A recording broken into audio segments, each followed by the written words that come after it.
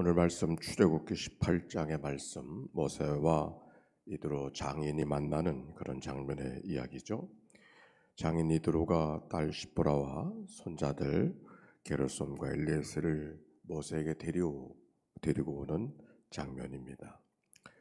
18장, 13장부터 17장까지 출애굽하에서 광야의 삶이 어떠했던 것을 우리는 읽어갈 수 있었습니다. 얼마나 많은 일들이 있었는지요.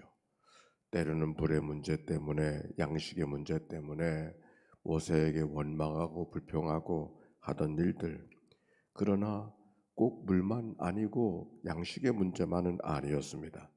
만나와 메추라기를 하나님의 은혜로 먹어가면서도 원망하고 불평하는 그들의 모습을 읽어갈 수 있었었죠. 광야는 위기의 연속입니다. 그들이 그 광야의 삶을 어떻게 이기고 있었는가 하는 것을 13장부터 17장까지 읽을 수 있었다면, 오늘 18장의 말씀은 그 지나온 삶을 광야 한복판에서 하나님 앞에 고백하고 자기의 삶을 돌아보는 장면이다, 그렇게 볼 수 있습니다. 찾아온 장인 이드로에게 모세는 맞아 절하고 입을 맞추고 그동안 하나님께서 하셨던 일들을 이야기하고 있습니다.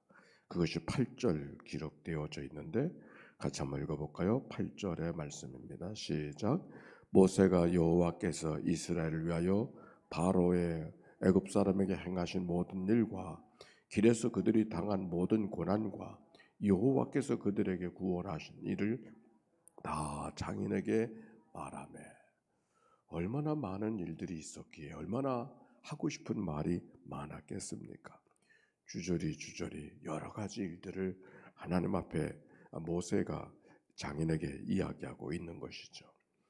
그런데 이 말씀 속에 같이 나누어야 될 말씀은 그 모든 일들, 이런 사건 저런 사건 모든 일들을 이렇게 표현해요. 모세가 여호와께서 이스라엘을 위하여, 주어가, 주인공이 하나님이셨음을 말씀하고 있는 것이죠. 내가 뭘 했다고 말하지 않고, 내가 뭘 했다고 말하지 않고 하나님께서 이렇게 하셨다. 하나님께서 행하시는, 하나님께서 구원하시는, 하나님께서 돌보시는, 하나님께서 인도하시는 이스라엘 백성들을 애굽 가운데서 도우셨던 이야기를 이야기하고 있습니다. 하나님이 주, 하나님이 하시는 일.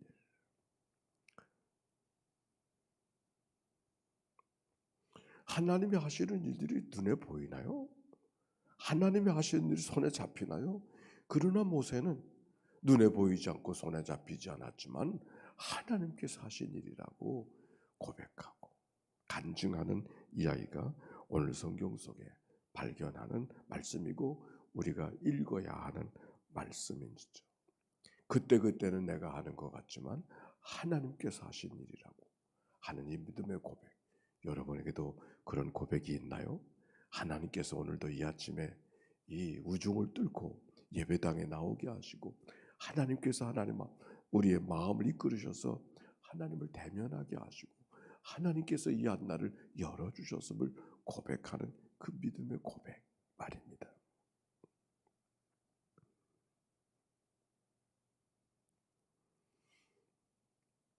김동섭이라고 하는 어느 한 어르신이 계시는데 이분이 함경도 회령분이에요. 20살에 한국에 와서 남한에 내려와서 자수성가하고 고학을 하고 독학을 해서 사법시험을 합격을 하고 서울 장안에서 변호사 사업을 하던 그런 사람이었는데 미국에 아들이 하나가 돼서 아들딸아 이민을 오고 거기서 신앙생활하던 그 어떤 날 70세가 되어서 칠순잔치를 하게 됐어요. 뭐 가족들이 없으니까 칠순잔치를 교우들과 함께하고 저와 더불어 식사를 하고 있는데 그분이 제게 해주었던 이야기가 늘 기억이 나요.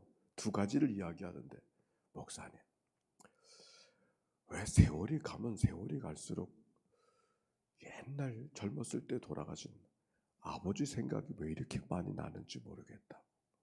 세월이 가면 잊혀져야 되는데 아버지 생각이 그렇게 많이 난다는 거예요.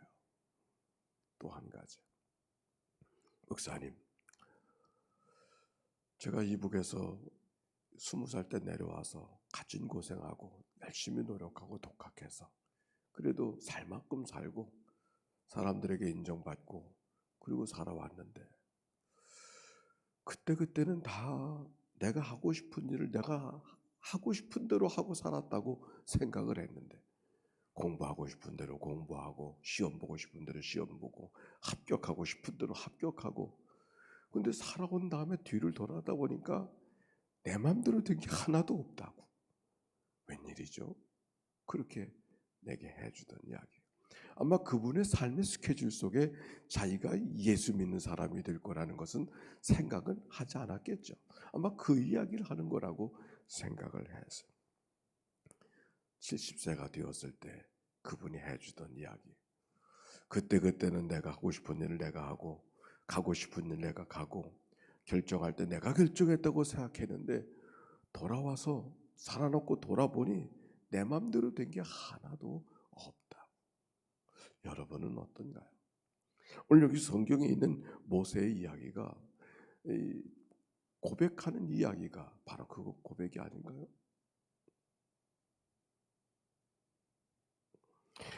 사람이 마음으로 자기의 길을 계획할지라도 그 걸음을 인도하시는 이는 하나님이신 줄로 믿습니다.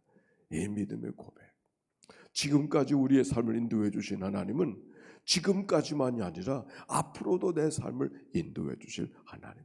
아니 나의 삶을 인도해 주실 하나님은 나만의 삶이 아니라 내 사랑하는 자녀들의 삶도 내 사랑하는 가족들의 삶도 인도하실 하나님이라고 하는 이 믿음의 고백. 모세에게 있었던 것처럼 우리에게도 있어야 되는 이 아침이죠. 이 이야기를 다 들었던 장인 이드로가 어떻게 반응하는가? 10절과 11절 이드로의 반응이에요. 자, 읽어봅시다. 시작.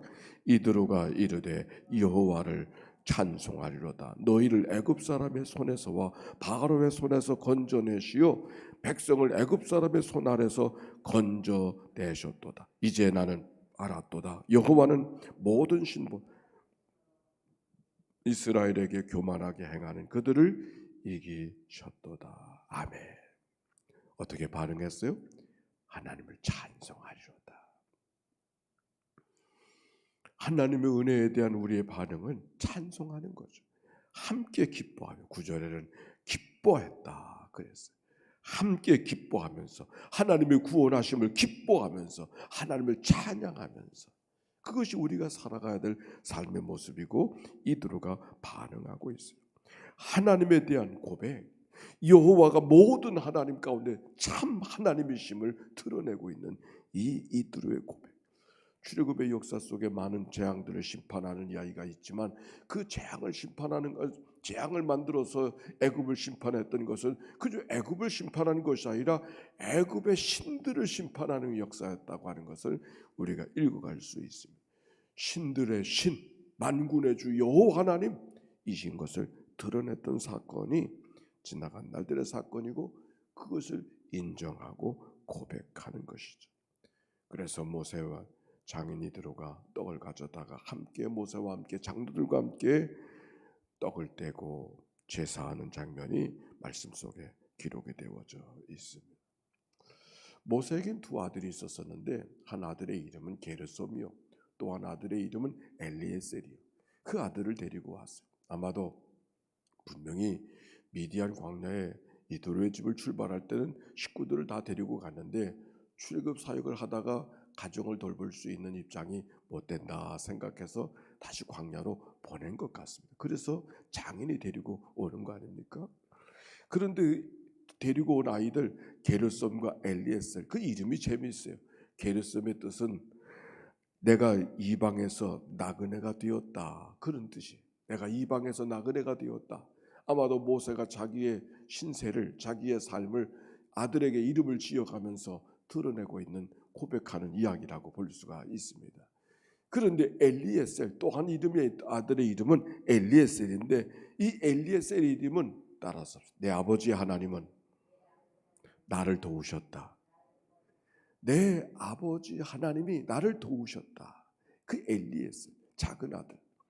이 이름이 언제 지어졌을까 생각하니까 모세가 하나님의 부르심을 받고 하나님을 만난 다음에 나그네 같은 인생이었음을 고백하는 게르솜, 뭔가 신세 한탄의 고백이 담겨져 있는 그 게르솜을 나갔을 때의 모세의 모습. 그런데 하나님을 만난 다음에, 하나님의 부르심을 받은 다음에, 하나님을 향한 새로운 소망이 생긴 다음에 그에게는 새로운 믿음의 고백을 갖고 아들 이름을 줬는데 엘리에셀, 하나님이 나를 도우셨다. 믿음을 갖고 고백한 이 엘리에셀의 고백의 이야기. 이들의 이름, 아들의 이름들이 참 재밌잖아요. 나그네다. 이방에서 나그네다. 나그네 만난 것, 나그네 맞는 것이죠. 그런데 그 나그네는 보통 나그네가 아니라 하나님이 도우시는 나그네. 우리가 광야의 삶을 살아가는 우리들에게 나그네를 피할 수가 없습니다. 하늘 나그네. 그런데 그 나그네가 하나님이 도우시는 나그네. 우리가 진정 나그네임을 고백할 수 있을 때만 하나님의 도움을 받는 나그네임을 고백할 수 있을 것입니다. 나그네임을 고백하지 못하고 내 힘으로 이 세상의 모든 일을 계획하고 만들어 살려고 생각한다고 하면은 하나님의 도움이 어찌 임할 수 있겠어요? 우리 안에 모든 것들을 주님 앞에 내려놓고 하나님께로부터 왔다가 하나님께로 돌아가는 나그네인 것을 고백합니다. 고백할 수 있을 때 때마다 일마다 하나님이 도우시는 그런 인생을 살아갈 수 있는 것이죠. 광야는 여전합니다. 요새에는 코로나 광야가 우리의 삶을 가슴 졸이게 만들고 또 우리들의 마음을 불안하게 만들고 두려워하게 만들고 있지 않습니까? 그러나 나그네 같은 삶 속에 광야와 같은 세상을 살아간다 할지라도 하나님은 거기서도 살아계신 하나님이신 줄로 믿습니다. 우리의 삶이 광야를 언제 벗어나는가? 아니요. 우리의 삶은 그저 여전히 광야에 있을 거예요.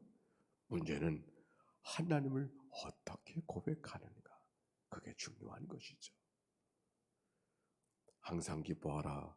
쉬지 말고 기도하라. 범사에 감사하라. 저 말씀은 광야가 끝난 다음에 부를 수 있는 고백이 아닌 것이죠.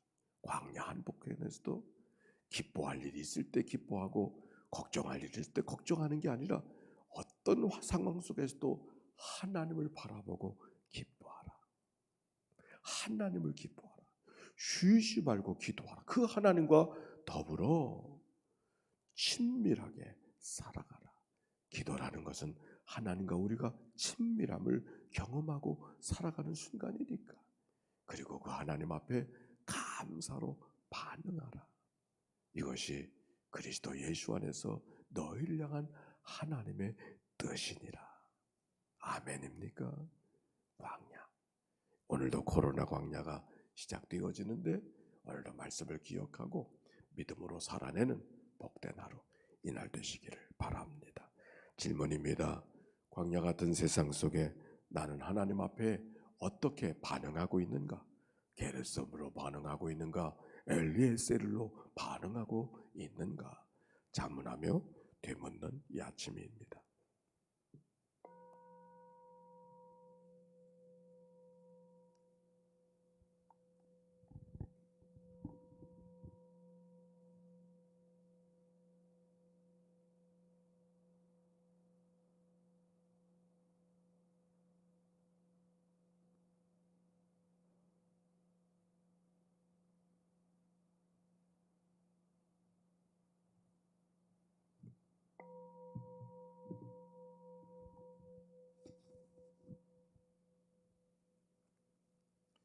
만복의 근원 되신 하나님, 우중을 뚫고 주님 앞에 찾아나와 머리를 조아릴 수 있는 특별한 은혜를 이 아침 허락하여 주셨으니 감사와 찬송과 영광을 올려드립니다. 하나님께서는 이스라엘 백성들을 출애굽하게 하시고 광야 가운데 하나님의 강한 손과 편팔과 큰 위험과 기적과 이사로 그들을 인도해 내셨으며 젖과 꿀이 흐르는 땅으로 인도하시는 분이 하나님이신 것을 우리가 말씀을 통해 읽고 있습니다. 그들을 인도하신 하나님은 우리들도 인도해 주시는 줄로 믿습니다.